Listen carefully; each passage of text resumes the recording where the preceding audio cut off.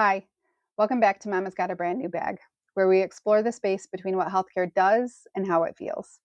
On today's episode, we will talk about a gap that's visible from both sides of the exam table.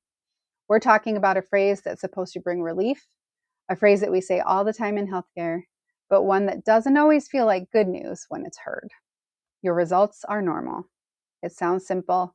It sounds like there isn't much more that needs to be said, but depending on your perspective, it can land differently.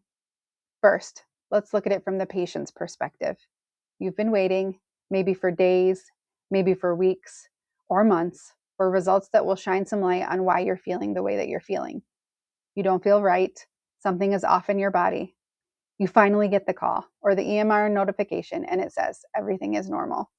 But instead of relief, what you feel is confusion, frustration, and maybe a little nervous that there's something worse going on that you just haven't found yet. Because if everything is normal, then why do you feel so bad? And as a patient, this is where a spiral can start. Did I explain these symptoms well enough? Am I overreacting? And maybe everyone feels this way. Is this all in my head? Am I just being dismissed? Because there's often no next sentence. It's just that normal results are reassuring. And this can leave patients feeling like because we don't have an abnormal test result to focus on, that these symptoms will be present forever. And that's daunting. But let's flip the chair around and look at it from the perspective of the provider. As a provider, I've said those words to patients and their families too. And to us, when we say normal, we're usually thinking that we ruled out something really serious or dangerous, that we don't have to deliver tough news today, that we don't need to consult our friendly pediatric surgeon. There are no red flags. This is good news. And the list of things that could be causing the symptoms has just gotten smaller. But here's where the unintentional disconnect happens. We're speaking in clinical reassurance language, and patients are hearing it through an emotional lived experience lens. To providers, normal is a step forward, but to patients, it can feel like a dead end. This isn't because anyone is doing anything wrong, but because expectations were not aligned and a conversation that didn't have enough information in it ended too early. And this is the gap I talk about all the time, and it's honestly one of my favorite things to talk about, because it's everywhere once you see it, and it's easy to fix. The gap isn't in labs.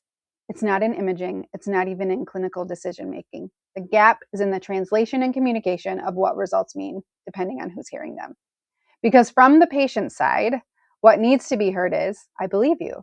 Your symptoms are real. I want to help you feel better. And from the provider side, what's often meant is, this is reassuring, but we're not done. There are still steps we can take to help make you feel better, or let's work on this together and make a plan.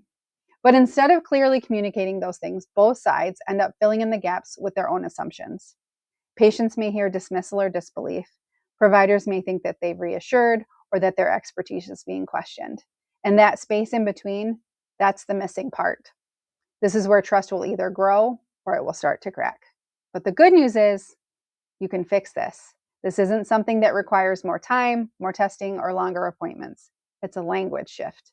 Because imagine the difference between hearing everything is normal and the good news is we're not seeing anything dangerous or serious, but I can tell that you're not feeling well, so let's talk about what comes next.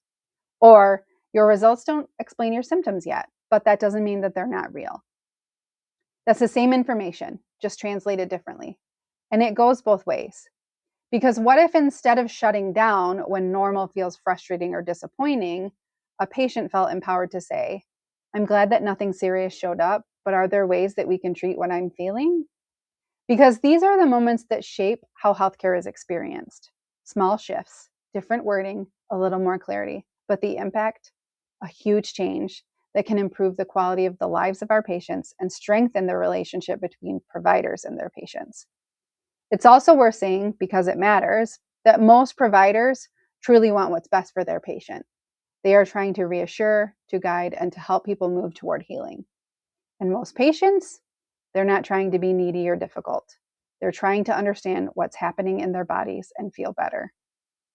But when communication isn't clear, both sides start to fill in the blanks. Providers may feel like nothing is enough, and patients may feel like they're not being heard, when in reality, both sides are coming in with good intentions. They're just missing each other in the middle.